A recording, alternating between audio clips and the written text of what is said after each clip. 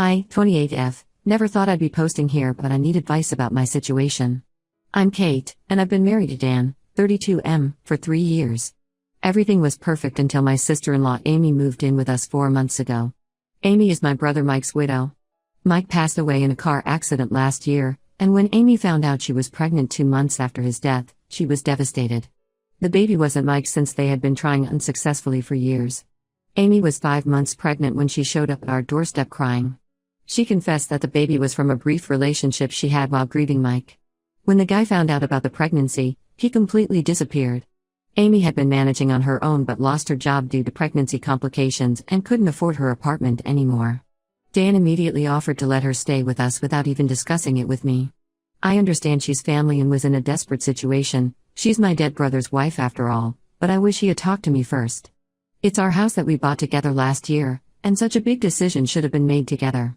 Some background about Amy: she and Mike were high school sweethearts and got married right after college. Mike was my older brother and we were very close. When he died, it devastated our entire family. Amy took it especially hard since they had been trying to have a baby for years with no success.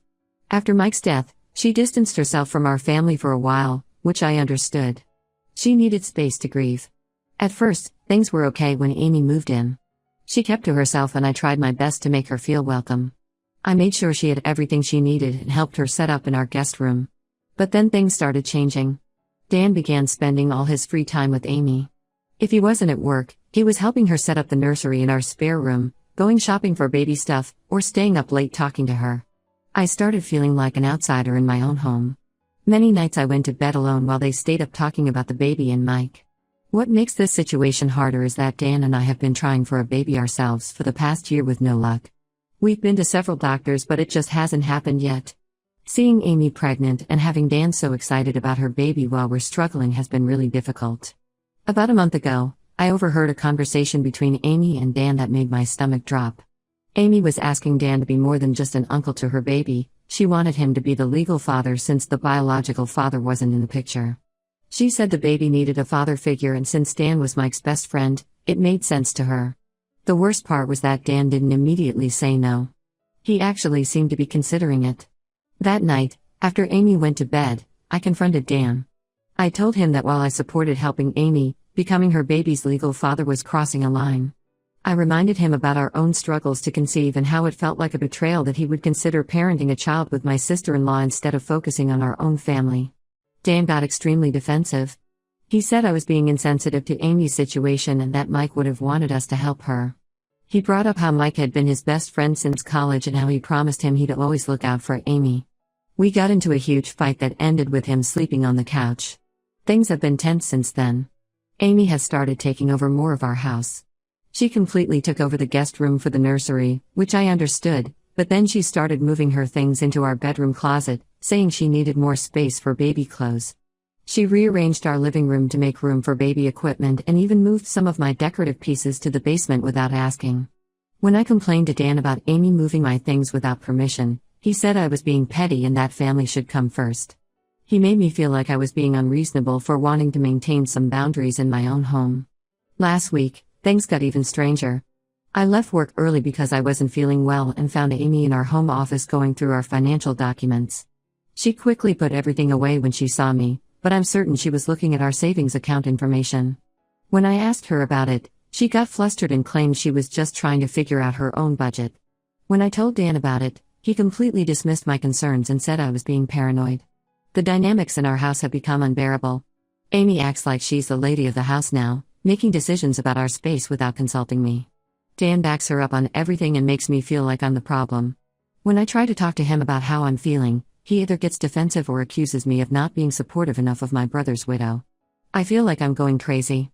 Dan keeps saying I'm being dramatic, but something feels really off about this whole situation. Amy is due in 2 months and I don't know how much more I can take. I love my husband, but I feel like he's choosing my sister-in-law over our marriage. Every time I try to establish boundaries, I'm made to feel like I'm being selfish or unreasonable. How do I handle this? Am I overreacting? Should I just accept that this is how things are going to be now?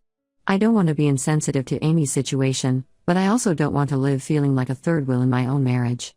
Update 1 first, thank you everyone for your support and advice on my original post. A lot has happened in the past 2 weeks, and I needed time to process everything before updating.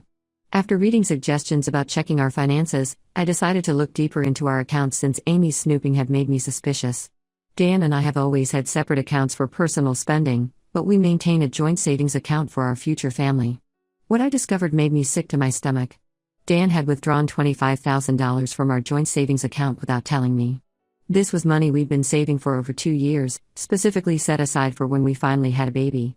We had both agreed never to touch it without discussing first. When I confronted Dan about the withdrawal, he initially tried to deflect. But after I showed him the bank statement, he admitted he had given the money to Amy to help her get started with the baby.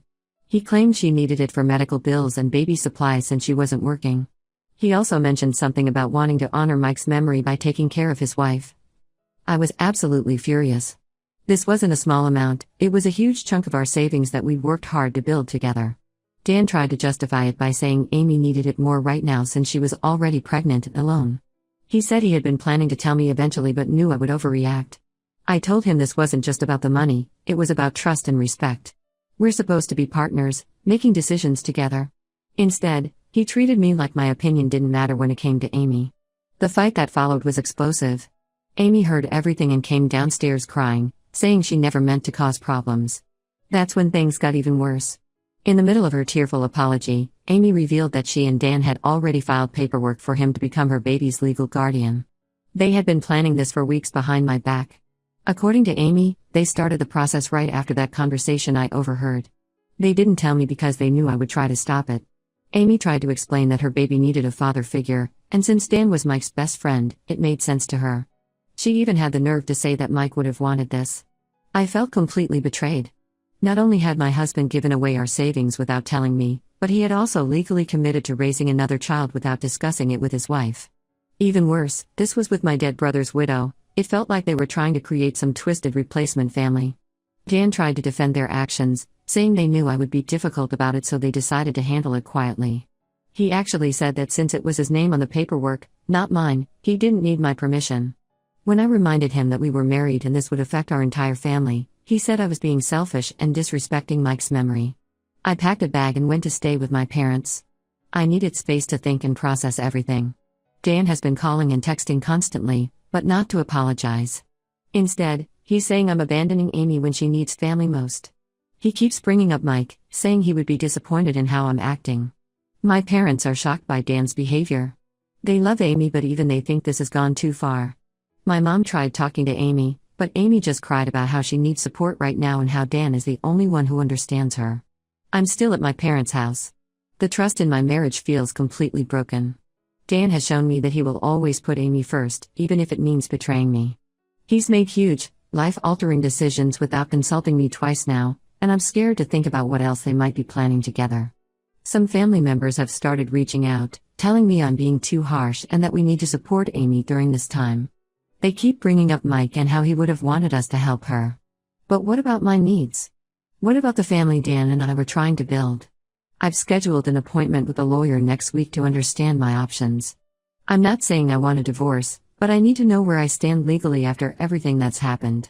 Dan still doesn't know about the lawyer. I've learned from his example about keeping certain things to myself. Update 2: things have gotten even more complicated since my last update. While staying at my parents' house these past weeks, I noticed my period was late. Between all the stress and chaos, I hadn't been tracking it properly. I took multiple pregnancy tests, they all came back positive. My doctor confirmed I'm about 8 weeks along. I should be overjoyed. This is what Dan and I had been trying for over a year to achieve. But instead of feeling happy, I just feel lost. All I could think about was how Dan had already committed to being a father to Amy's baby. He took our savings, filed legal paperwork, and basically created a whole new family unit with my brother's widow without me. Amy had her baby last week, a little girl. Dan has barely left the hospital since she went into labor. He's been posting constant updates on social media, calling himself her dad and talking about how amazing it feels to finally be a father. Each post feels like a knife in my heart, especially now that I'm carrying his actual child. I've watched from afar through social media as he's completely thrown himself into this role. He took 2 weeks off work to help Amy settle in with the baby. He's posting pictures of himself feeding the baby, changing diapers, and talking about sleepless nights like he's the actual father. He even wrote a long post about how this baby is a gift from Mike and how he'll raise her like his own. Yesterday, I finally told Dan about my pregnancy. I asked him to meet me at a coffee shop because I didn't want to have this conversation at our house with Amy there. His reaction wasn't what I expected at all. Instead of being happy, he seemed almost annoyed by the news. He said the timing was terrible and that he needed to focus on Amy and the baby right now. When I reminded him that I was carrying his actual child, he got angry. He said both babies were equally his responsibility now and that I was being selfish for trying to make him choose. He actually suggested I move back home so we could all raise both babies together as one big happy family. I sat there stunned as he laid out his plan. He thought I could move back in, help Amy with her baby while I'm pregnant, and then we could all co-parent both children together. When I told him this arrangement was inappropriate and disrespectful to Mike's memory, he accused me of being jealous and unsupportive. The final straw came when he said he couldn't promise to be there for my prenatal appointments because he had already committed to helping Amy with the baby's checkups and he couldn't let her down. That's when I realized nothing was going to change. Dan would always put Amy and her baby first, even above his own child. I made my decision right there in that coffee shop. I told him I wanted a divorce. He tried to argue that I was being hormonal and irrational, that I wasn't thinking about what's best for our baby. He even said Mike would be ashamed of how I was treating his widow. When I got back to my parents' house, I had several angry messages from Amy. Apparently, Dan had told her everything and she was upset that I was trying to ruin their happiness with my pregnancy. She actually suggested that I got pregnant on purpose to compete with her. The irony of her accusing me of trying to trap Dan when she's the one who manipulated him into being her baby's father wasn't lost on me. I've blocked both of them on everything now. I can't deal with their twisted version of reality anymore. I've already spoken to a divorce lawyer and we're preparing to file the paperwork. My parents have been my rock through all of this. Even my extended family, who initially told me to be more understanding, are now seeing how messed up this situation has become. I have my first proper prenatal appointment next week. My mom is coming with me for support. It's not how I imagined my first pregnancy would go, but I know I'm making the right choice for myself and my baby. Update 3: The divorce papers have been filed and the initial proceedings are underway. I'm living with my parents permanently now and focusing on my pregnancy. I'm 5 months along and found out I'm having a boy. My mom came with me to the anatomy scan and we both cried when we saw his little face on the screen. It was a bittersweet moment. I wished Mike could have been there to see he was getting a nephew. Dan barely contested the divorce, he was too busy helping Amy with her baby. When my lawyer sent over the paperwork, he signed everything without much pushback. The only thing he fought for was visitation rights to our son after he's born. I agreed to supervised visits, but only if he comes to our location.